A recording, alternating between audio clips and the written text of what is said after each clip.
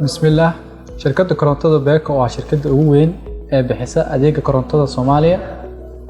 Waxa ay qayb ka qaadataa shaqo abuurka bulshada Soomaaliyeed.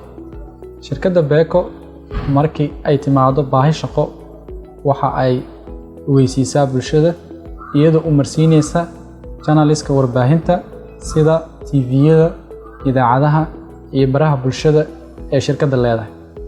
Shirkadda Beko waxa ay imtixaan ka qaadaa dadka soo buuxiya shuruudaha shaqaaleysiinta, kuwaas oo imtixaanka markii laga qaado kadib loo qaato sida ay u kala horeeyaan iyadoo hadba la fiirinayo baahida shaqo ee shirkadda qabto.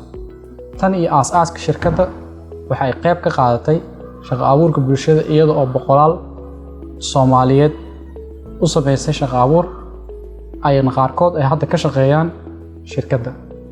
Si tafaasiilaha iyo macluumaadka la xiriira soo bandhigista fursadaha shaqooyinka ah uga faa'iideystaan bulshada Soomaaliyeed waa inay isha ku hayaan warbaahinta bulshada ee Beko sida page shirkadda. Bismillah, magacaygu waa Maxamed Cabdicaziz Jeylaani, kana mid ah shaqaalaha shirkadda korontada Beko, gaar ahaan billing and collection.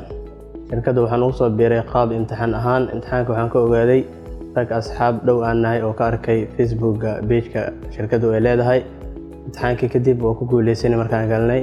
Alxamdulillah, waa ku faraxsanahay inaan ka mid noqdo shaqaalaha shirkadda korontada Beko. Waxaan ugu mahadcelinayaa shirkadda dhalinta waxbaratay inay fursad siisay.